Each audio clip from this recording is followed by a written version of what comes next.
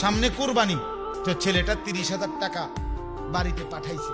পাঠানোর পরে এখন এই 30,000 টাকা দিয়া তার বাপের নামে বা মার নামে কোরবানি দেয়। এভেলেবেল গ্রামগঞ্জে কোরবানি দিচ্ছে কার নামে? মা বাবার নাম। ভালো কথা, মা বাবার কোরবানি তো আদায় হলো। মা বাবার নামে কোরবানি দিছে, তাদের কোরবানি হইছে, মনে করেন সোয়াব হইছে, ঠিকই আছে সব।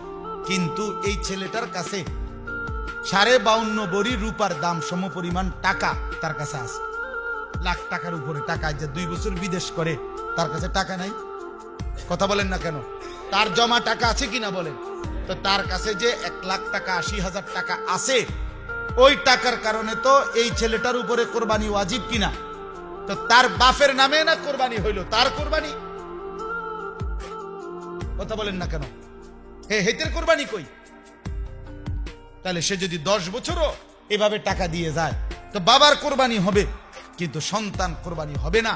আর যে কোরবানি করে না ওয়াজিব হওয়ার পরেও, রাসূল সাল্লাল্লাহু আলাইহি ওয়াসাল্লাম বলছে, তুই নামাজে আইস না, এই নাফরমান, তুই আমাকে মসজিদে আইবি না, সাবধান, তুই ঈদের নামাজ পড়তে আসবি না, বেটা, তুই নামাজে আসবি না, তোমার দরকার নেই নামাজ পড়ে। কত বড় কথা, কত বড় ধমক!